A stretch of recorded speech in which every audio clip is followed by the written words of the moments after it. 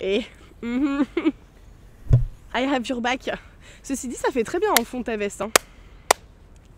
Ouais. Ça va, t'es bien? Au point où j'en suis. Tu voulais me poser des questions, Louis? Oui. Alors déjà, j'ai l'impression que d'un point de vue expression du genre, ça existe bien sûr depuis des années dans le milieu LGBT de jouer avec les codes du genre, de le construire, le déconstruire. Récemment, il y a quand même, j'ai l'impression, une grosse mise en avant des personnes qui font du drag. Grâce, entre autres, ou à cause, je ne sais pas. Je dirais plus grâce, perso. Les deux. Les deux. C'est la conclusion de ma dissertation. Grâce ou à cause donc de RuPaul's Drag Race. Et du coup, j'ai l'impression que dans le milieu queer LGBT, notamment les personnes qui sont pas mal sur Twitter, etc., enfin qui ont accès en tout cas au milieu LGBT sur Internet, ont vachement essayé d'explorer ça, moi y compris, où genre vraiment ça m'a donné envie d'explorer un peu ma part de féminité, ma part de masculinité, ce que j'ai pas forcément fait de manière très concrète, mais en tout cas ça m'a fait réfléchir à tout ça, de savoir où se placer le genre. Est-ce que ça renforce les codes de genré ou est-ce qu'au contraire ça les déconstruit? Non mais c'est le nom de ma dissertation ce que tu viens de dire. C'est vrai, je savais pas. Genre mot pour mot. Je savais pas. Waouh, on est connectés quoi, c'est fou. Même si mon identité de genre est plutôt fixée et que je me pose pas trop de questions là-dessus, aux yeux par exemple de ma famille, mes parents, je suis une fille plutôt masculine.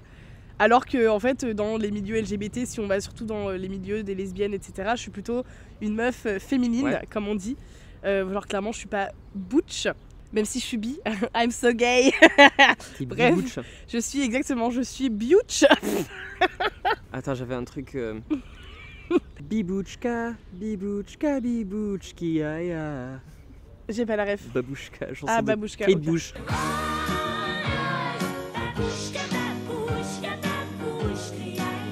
Avec mon copain, des fois on est enfin vraiment genre la personne masculine ça va être moi et la personne féminine ça va être lui et ça ne remet pas du tout en question nos identités de genre respectives où voilà lui c'est un mec et moi je suis une fille mais en même temps on s'amuse de ça. Je me suis permis ça aussi avec lui et ça, ce que j'aurais pas fait forcément déjà avec des mecs cis. Quand je suis sortie avec des mecs cis, c'est arrivé, oui, où du coup j'avais oui, c'est grave. Ce sont des éléments de mon passé que j'assume ouvertement, je n'ai pas honte.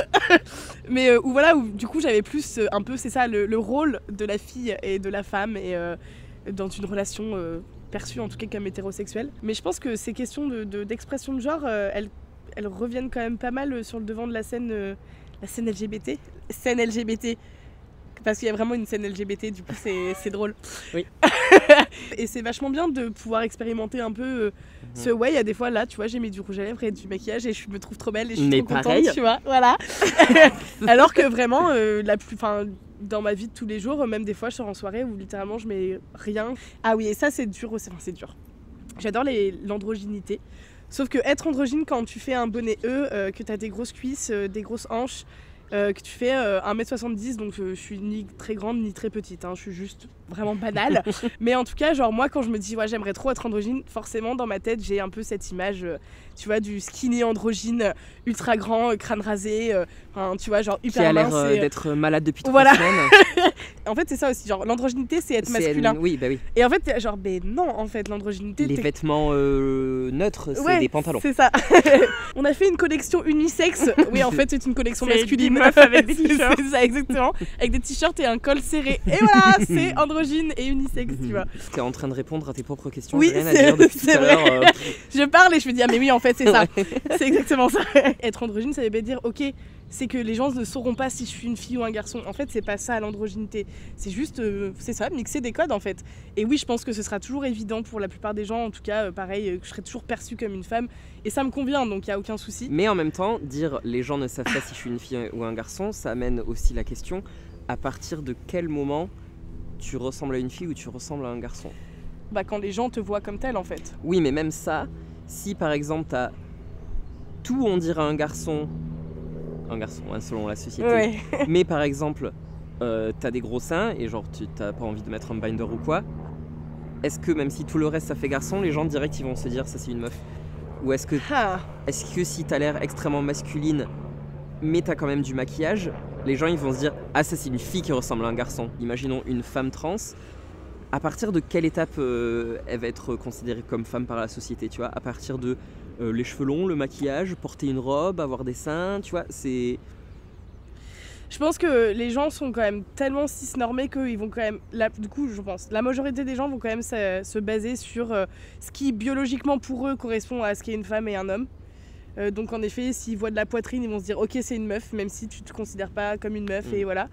Après, t'as des gens qui vont plus être, en effet, se fier à l'expression de genre et faire ok, cette personne fait quand même tout pour ressembler entre guillemets à un garçon ou à une fille, donc je vais le genrer selon ce que lui il a l'impression de redonner. Et après, t'as les gens bien qui vont juste demander les pronoms à la personne. Et voilà, tu vois, genre, ou attendre que la personne se genre elle-même, etc. Mais du coup, est-ce qu'on revient sur le drag, parce que j'ai tellement de choses à dire. Parlons de drague, allons-y. Parlons de drague, pécho des gens. Alors là, Moi, je suis experte en drague. On a 2 experts en drague. Allez, hop. S'il n'y avait pas eu le pied, j'aurais roulé. Tu sais, il y a tout qui tombe. Ça valait le coup. What it. Parce que je crois savoir, Architrave, que l'archiduchesse est un de tes noms de scène, en tout cas, en l'occurrence. Un de mes noms de scène. Et ton nom de scène. J'ai des identités cachées. Parce que tu effectues le drag. J'effectue le drag. Le premier truc qu'il faut penser, c'est que Drag Race, l'émission, et le drag, c'est pas du tout la même chose. Et que RuPaul a une vision du drag qui n'est pas du tout une vision universelle, et qui est une vision très commerciale et très hétéronormée et binaire. Et du coup, c'est pour ça que dans Drag Race, ce qu'on voit, c'est des mecs qui se déguisent en meufs. Mais le drag, c'est clairement pas que ça, et RuPaul devrait le savoir, parce que même lui, il faisait partie d'une scène qu'on appelle la scène Club Kid, où c'était des gens qui se déguisaient, mais en monstre, en table, en je sais pas, ils cherchaient pas à être masculin ou féminin, ils cherchaient à être un truc différent. De l'absurde, entre guillemets. La scène drag locale qui passe pas à la télé, c'est pas ça du tout, c'est vachement plus élargi, et c'est tellement de choses, puisque la définition du drag, c'est tu fais tout ce que tu veux en gros. Le problème qu'on a dans RuPaul, c'est que du coup, c'est des mecs qui se déguisent en meufs, mais pourquoi ils se déguisent en meufs? Quand tu les vois, pourquoi tu te dis ça c'est une meuf? Parce que c'est des gens qui répondent à certains codes de la société qui sont des codes féminins. Et déjà, c'est pour la grande majorité des mecs cis qui font du drag, et du coup, ils ont cette vision de la femme ou de la féminité depuis leur point de vue de mec, qui est forcément pas hétérosexuel, donc ils ont un rapport avec la féminité qui est particulier et qui n'est pas le rapport des mecs hétérosexuels, mais quand même vous n'êtes pas des meufs, donc voilà. Le problème, c'est que c'est ce que tu vois dans l'émission, c'est que ça. Il n'y a pas d'autres modes de drague et d'autres façons d'être une femme. Pour que leur drague soit réussie, elles doivent avoir des seins qui ont l'air réalistes, elles doivent porter des talons, elles doivent porter ce genre de vêtements. Si elles portent un pantalon, on leur dit que ça fait trop mec, etc. Sauf que il y a des meufs qui portent pas de talons, il y a des meufs qui portent des pantalons, il y a des meufs qui n'ont pas de maquillage ou qui ont ce type de coiffure. La représentation dans Drag Race, c'est la représentation de la femme extrêmement glamourisée. Et du coup, c'est ça en fait qui pose problème dans l'émission. C'est que c'est pas que on voit ça, c'est qu'on voit que ça en fait. Le problème qu'il y a eu avec RuPaul, c'est qu'il a dit les personnes trans, les femmes trans, post-opération, elles trichaient parce que en gros, elles ressemblaient déjà trop à une femme. Et du coup, faire du drag, c'est trop facile pour elles. Et du coup, dire tricher, bon déjà ça implique énormément de choses qui vont pas bien du tout, parce qu'elles veulent pas tricher, elles veulent juste survivre, voilà. Mais même si on va pas parler de ça, à partir de quel moment dans les yeux de RuPaul, une femme trans devient une femme, tu vois? Et il y a une candidate qui a fait son coming out de femme trans dans l'émission. Je l'ai dit en chuchotant. Je l'aime trop en plus. Bon bref. Et RuPaul a dit non mais Peppermint ça me dérangeait pas parce qu'elle avait pas encore fait son opération, etc. Ouais. Tu l'as considérée vraiment comme une femme trans, Peppermint, ouais. Tu vois, c'est genre ah oui non mais elle disait que c'était une femme, mais enfin voilà ouais. Ça va quoi. Ouais. T'es pas vraiment, enfin si parce qu'elle le dit, mais ouais. Tu comprends. C'est ouais, c'est bancal quoi. Très bancal. Est-ce que tu penses que y a aussi du coup une invisibilisation du drag king? Je pense aussi que le drag king, du coup, souffre aussi le fait que les codes de masculinité, c'est quand même beaucoup moins varié aussi.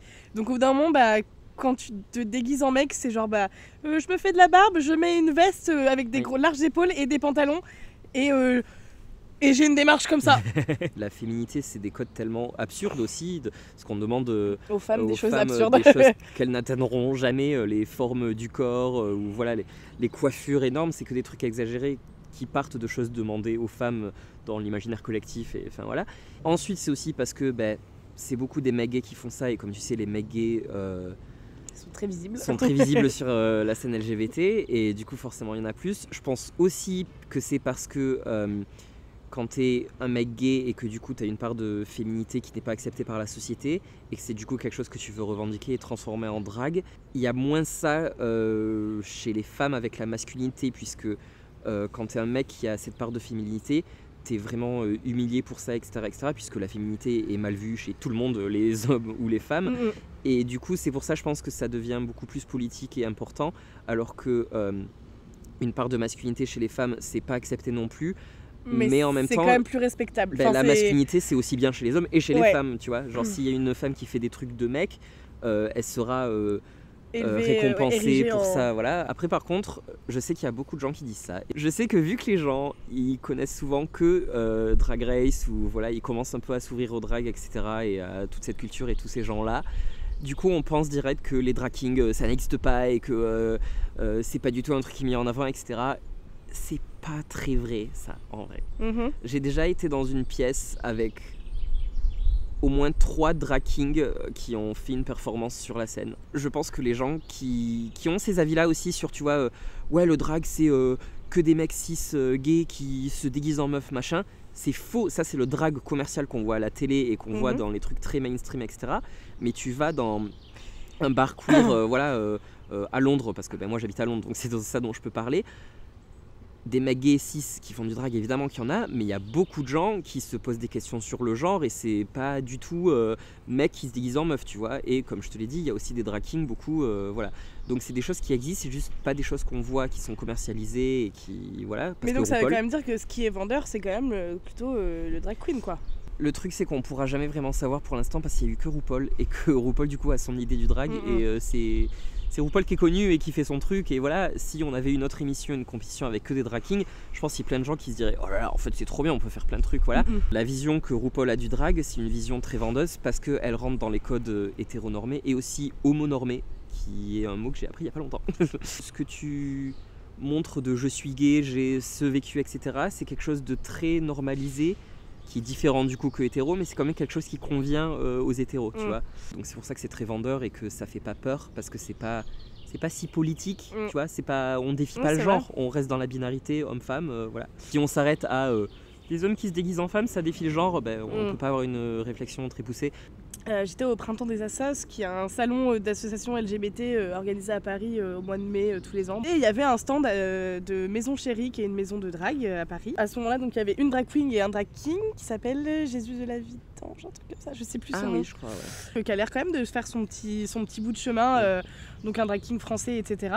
Donc je lui parle un peu de drag king en disant que moi, à la base, c'est même ce qui m'intéresse le plus, même si je me suis jamais dit un jour je vais faire du drag king et ce sera tout, tu vois. Parce que le drag queen m'intéresse aussi, mais vraiment le drag king, je sais pas, il y a un truc qui me fascine aussi, parce que je pense qu'en effet je suis en recherche en ce moment de ma masculinité, etc. Donc forcément je suis là genre je kifferais vraiment jouer même un mec hétéro, tu sais, de faire vraiment en mode j'ai vraiment envie de faire mouiller des meufs, c'est horrible à dire, mais dans l'idée c'est un peu ça, tu vas être en mode voilà. Je lui ai demandé, je fais mais voilà, il y a d'autres drag kings, etc. Et même lui me disait bah écoute, en vrai de connus, il n'y en a pas en France en tout cas pour l'instant. Après c'est pareil, hein. Je pense que la scène française est encore très limitée aussi. Elle est en train d'arriver. Mais voilà, même là, la soirée où on était avant-hier, il y avait beaucoup plus de drag queens, et je ne crois pas avoir vu de drag king, tu vois, alors que techniquement c'était plutôt une soirée drag tout court, non? Je sais pas trop. C'était pas très et encore ouais, drag queen, hein. C'est vrai, c'était un peu voilà. Enfin, je dirais, c'était pas queen genre en mode très féminin. Elle avait un lampadaire Ikea sur la tête. C'est vrai, c'était merveilleux d'ailleurs. En fait, je pense que aussi le monde drag manque de meufs, en fait aussi tout simplement. Tout manque de meufs, et même la scène drag du coup. J'ai l'impression que, bah encore une fois, c'est plutôt en mode genre, oui bah ça va, c'est un truc de meuf de se maquiller de toute façon. Tu vois, il y a un peu ça aussi, genre ça n'a rien d'exceptionnel. Ça va, vous êtes des meufs. J'ai pas non plus cherché, mais le fait que sans chercher, tout ce qui m'apparaît en premier, ce soit toujours des mecs, en fait, c'est révélateur de toute manière. Bien sûr, j'imagine que si je fouille, je vais en trouver des meufs qui font du drag. C'est obligé, je le sais, tu vois. Il y a plein d'avis différents. Tu peux parler de qu'est-ce que c'est le drag. Il y a des gens qui pensent que tout c'est du drag, que tous les gens qui sortent dans la rue c'est du drag, parce qu'on est toujours dans la performance de notre genre, et que Enfin voilà, quand t'as du maquillage, quand t'as une barbe, quand t'as tel genre de vêtements, ben, c'est du drag, c'est un costume que tu mets parce que tu veux refléter ce type de personne pour ces gens-là et que t'as différentes personnalités, enfin non, différentes facettes de ton identité selon différents groupes avec qui t'es, etc. Donc tu peux penser que tout dans la vie c'est du drag puisque tout est une performance, etc. Donc ce que tu dis n'est pas faux, mais c'est pas vrai non plus. Enfin, c'est toi qui dis. Oui, c'est vrai. Voilà. Il y a des gens qui pensent ça, d'autres qui pensent pas du tout ça. RuPaul qui a une idée extrêmement comme ça monolithique du drag. Pas trop pythagorienne, mais mais très monolithique. Ouais. Très unilatérale. Et ouais, je kifferais voir vraiment des meufs pareilles qui font un peu nimp sans négativité dans ce mot, vraiment en mode j'ai envie de faire ça et je vais faire ça et point. Et moi je trouve ça vraiment génial et c'est aussi pour ça que j'aime bien ce que tu fais aussi, parce qu'à un moment tu te dis je sais pas ce que je vais faire et tu commences et tu fais un truc et t'es là nickel et je suis là mais c'est génial, tu vois, genre tu te laisses aller en mode genre ouais ça va être pas mal, attends je vais vraiment littéralement je l'ai vu se maquiller et ça a duré 3 heures parce que genre toutes les 2 secondes c'était genre je vais rajouter ça. Après genre voilà, là je pense qu'on est bon. Oh, et si je rajoutais ça, et j'adore, je trouve ça vraiment trop bien, genre ça c'est génial. Relié au fait que je ne peux pas faire des choses courtes et synthétiques et simples et faire des choix dans ma vie, c'est voilà, c'est tout. Ça c'est vraiment juste un trait de personnalité. Je l'ai dit sur mon Instagram, je suis pas intéressée par le fait d'être belle ou hétérosexuelle. Et, je ne veux pas devenir une femme quand je fais du drag, ça m'intéresse pas. Et je veux pas devenir un homme non plus, et je veux juste faire des choses. Parce que je pense qu'il y a des gens pour qui c'est vraiment ça, genre. Mais du coup, c'est ta femme. Mais non, mais c'est pas le but. C'est pas le but en fait. Genre oui, je sais, je l'ai fait le maquillage. C'est bon, j'ai passé 3 heures. C'est pas pour qu'on me dise tu ressembles pas à une femme alors que. Hein. C'est pour ça que c'est difficile d'en parler, parce que c'est tellement général le drag et ça peut regrouper tout. Ouais, c'est hyper vaste. Et des choses que les gens connaissent, des choses que les gens connaissent pas. Ça peut être des mecs, des meufs, d'autres. Gens qui sont ni des mecs ni des mecs ni des meufs. Putain, et ça m'énerve un peu les gens qui ont regardé 2 épisodes de Drag Race dans leur vie et commencent à dire le drag c'est ça et ça me plaît pas et les gens devraient faire ça, et ça m'énerve que les gens pensent ça et tout, et genre renseignez-vous, l'histoire du drag c'est pas ça du tout. Et moi j'adore Drag Race parce que c'est le seul moment à la télé où je peux voir des gens qui font ça, donc forcément je le regarde. Mais je déteste RuPaul et je suis complètement en désaccord avec lui, et j'aimerais bien qu'il arrête de présenter et que ce soit quelqu'un d'autre comme Peppermint. Je pense qu'il serait très bien à la présentation. This is the message to the world. Si tu regardes Peppermint. Ah, tu l'as fait en anglais. Bah oui, pas comprendre sinon. Ah. Franchement, ce serait bien. Des ricochets. Wow. Ricochets. Faire des ricochets. Faire des ricochets. Je. C'est quoi? Veux pas. L'aumône. Je veux pas. Je connais pas la suite. Déranger. Putain, mais tu connais vraiment la parole. Mais juste un peu d'eau, un peu d'eau pour faire des ricochets. Faire des ricochets. Allez, je suis tellement content qu'il y ait une harmonie dans cette vidéo. Ça fait déjà 2 heures quasiment qu'on tourne, donc on va peut-être pas non plus abuser. Mais non, les gens nous aiment. Tu penses? Le public nous adore. Franchement, je suis très contente quand même de la tête que j'ai. Ben oui. Je tiens à le dire, je me trouve très belle. Louise.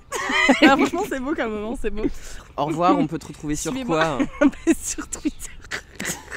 Tu vas la mettre sur ton Facebook, cette vidéo? Ouais, je pense, peut-être. Ah non, mais les shitstorms vont arriver, hein. Tu penses? C'est pas grave. Non, franchement. Bah non, c'est ma chaîne, c'est moi qui modère les commentaires, donc c'est pas grave. Non, mais je pense que les gens commenteront plus sur mon Facebook que sur la vidéo YouTube. Il y a la YouTube channel. La YouTube channel. Sinon, j'ai Instagram. Qu'est-ce que j'ai dit? Moi, j'ai le droit de dire des trucs en anglais, mais pas toi. Ok. Voilà. Vous voyez l'envers du décor? J'ai Instagram également. Lou.louise. Le point. Oui. Alors là, j'étais pas prêt. Ta chaîne YouTube. Ma chaîne YouTube qui s'appelle Louise également. Est-ce que. Attends, je vais demander à mon petit public. Dites dans les commentaires si vous avez envie que Louise se relance dans YouTube après tous les trucs incroyables qu'elle a dit dans ses vidéos. Mais merci de m'avoir invité, en tout cas c'était un immense privilège. Non, mais je me sens vraiment honorée d'apparaître sur la monarchie des ricochets. Et ben moi je me sens vraiment honorée de Balzac. Oh putain. Waouh. Bah ouais, vraiment, on va finir là-dessus, quoi. Ouais. Mais c'est un peu notre Big up, ligne Balzac. éditoriale, hein, Non, finir c'est sur un jeu de mots. Voilà. Allez, Allez, au au revoir. revoir. Je fais des trucs des youtubeurs où je fais comme ça. Ouais, Allez, au revoir tout le monde. salut. On est vraiment trop loin.